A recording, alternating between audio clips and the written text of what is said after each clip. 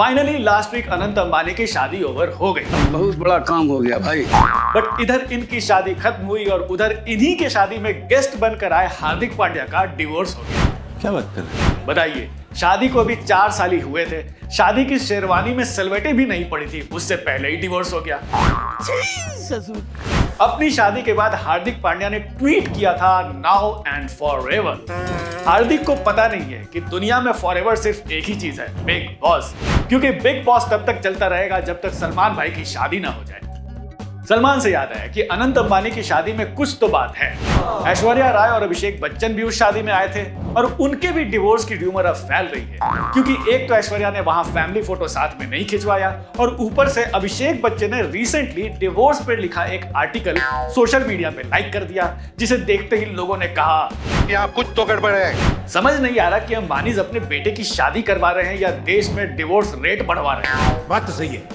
वैसे हार्दिक के फैंस ये भी कह रहे हैं कि गलती हार्दिक की है। अरे भाई, जब Modi ji vocal for local और मेक इन इंडिया पर इतना ज्यादा जोर दे रहे हैं तो इन्हें सर्बिया मॉडल से शादी करने की क्या जरूरत है? सही पकड़े हैं बेचारे हार्दिक, अब वो अपनी शादी का कैसेट ऐसे देखें। खैर, इन लोगों की शादी और तलाक से भी ज्यादा बड़े गम है इस जमाने में, इसलिए इनको इनके हाल पे छोड़कर हम देश दुनिया में लास्ट वीक क्या क्या बवाल मचा उस पर बात करते हैं इस वीक के द सैटरडे शो में।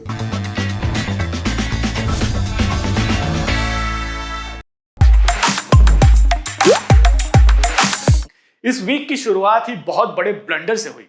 वैसे तो ये ब्लंडर हुआ अमेरिका में, पर इसकी गूंज पूरे दुनिया में सुनाई दी। लोग अंबानी की शादी के बाद थक कर सो रहे थे, तभी गोली चलने की आवाज आई। पहले तो लोगों को लगा कि टीवी पे कोई मिर्जापुर का नया सीजन देख रहा है, पर आंख खुली तो पता चला अमेरिका के एक्स प्रेसिडेंट डोनाल्ड ट्रंप पर किसी ने गोली चला दी।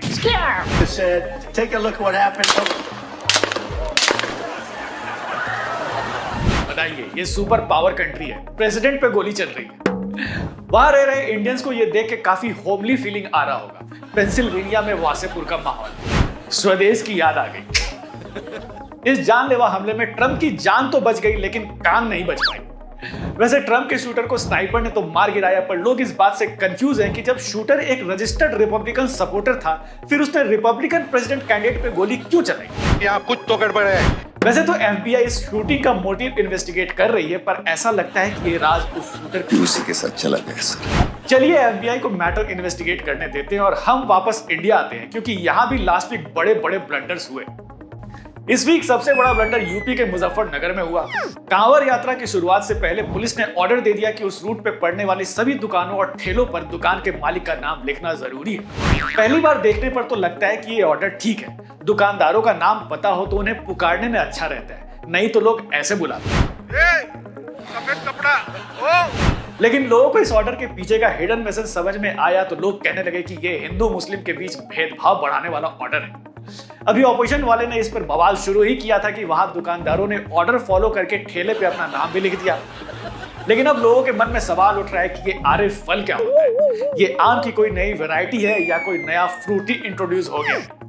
दूसरा सवाल अखिलेश यादव ने पूछा कि जिन लोगों का नाम आधार कार्ड पर भी गुड्डू, पप्पू और मुन्ना होता है, उन्हें कैसे पहचानोगे कि वो हिंदू हैं या मुसलमान? तीसरा सवाल कि सिर्फ खाने पीने की दुकान पर ही पहचान लिखनी है या बाकी दुकानों पर भी? जिन ट्रकों पर कांवड़ यात्रा जाएगी, उनके मालिक और ड्राइवर को भी उनकी पहचान बतानी होगी या उन्हें छूट दी जा रही है? गुड क्वेश्चन तो बीजेपी लीडर मुख्तार अब्बास नकवी ने भी उठा दिया, वो भी अपने ही पार्टी के ऊपर। उन्होंने ट्वीट किया कि कुछ अति उत्साही अधिकारियों ने हड़बड़ी में ये ऑर्डर दे दिया है। जब उनकी ट्रोलिंग शुरू हुई तो सफाई देने लगे और इस बीच योगी सरकार ने ये आदेश पूरे प्रदेश में लागू कर दिया। इसे कहते हैं राजा की क्वालिटी। शाबाश बेटा। वैसे यूपी में अभी ऑर्डर वापस लेने का कोई चांस नहीं है, क्योंकि CM Yogi ji full work mode में हैं। उन्हें र्यूमर्स फैलाने वालों को जवाब भी देना ही था। Deputy CM Keshav Prasad Maurya party president JP Nadda से मिले और एक्स पर लिखा कि संगठन सरकार से बड़ा है। वैसे तो इस पोस्ट में कुछ भी स्पेशल नहीं था, लेकिन र्यूमर्स फैलने लगी कि योगी जी को यूपी के सीएम पद से हटाने की तैयारी हो रही है। लोग कहने लगे कि देश की जनता अभी अंबानी की वेडिंग में बिजी है। उसी बात का फायदा उठाकर केशव प्रसाद मौर्य सीएम बनना चाहते हैं। कोई सेंस है इस बात में? सेंस तो अंबानी की शादी में औरी को बुलाने का भी नहीं था, लेकिन वो आया ना।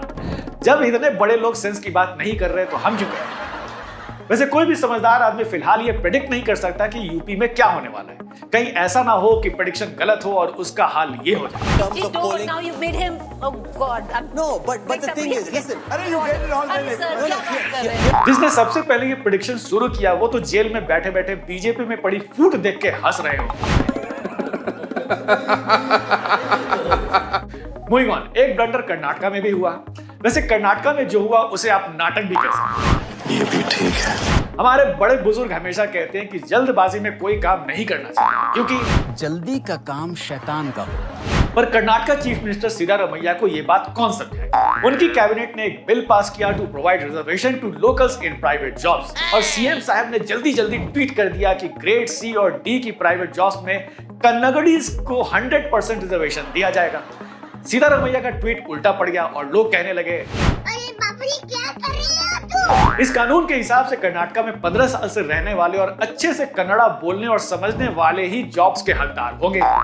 वहां पहले भी हिंदी को लेकर काफी विरोध होता रहा है और अब तो सरकार भी इसमें शामिल हो गई है, जबकि 2011 के सेंसस के मुताबिक वहां 50% लोग कन्नड़ नहीं बोल पाते।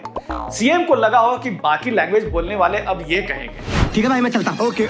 लेकिन उल्टा हो गया और लोग गुस्से से पागल हो गए। मैं पागल हूँ। Private companies and big stakeholders ने इस बिल को अपोज किया, जिसके बाद न सिर्फ सिद्धारमैया ने ट्वीट डिलीट किया बल्कि बिल को भी होल्ड कर दिया। थैंक्स। वैसे आरक्षण पर कर्नाटक का नाटक तो बहुत शांति से निपट गया, लेकिन अपने पड़ोसी बांग्लादेश में दंगे हो रहे हैं।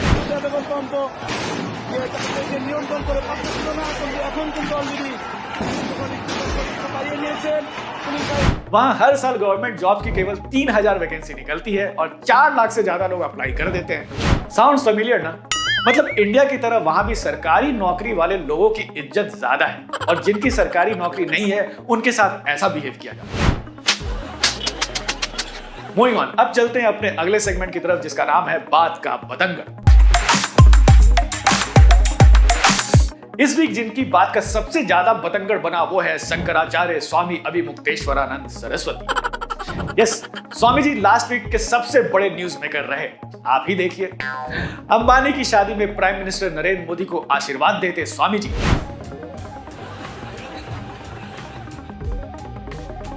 केदारनाथ टेम्पल से गोल्ड चोरी का आरोप लगाते स्वामी जी।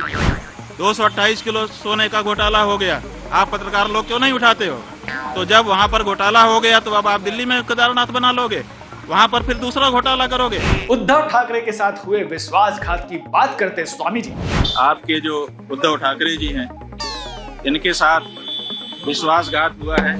राहुल गांधी के हिंसक हिंदू वाले स्टेटमेंट को डिफेंड करते स्वामी जी। वो कह रहे हैं कि मैं पूरे हिंदू को नहीं कह रहा हूं और नरेंद्र मोदी या भारतीय जनता पार्टी ये ही पूरे हिंदू नहीं है। ऐसा लगता है दुग्गल साहब के बाद अब सिर्फ स्वामी जी ही है।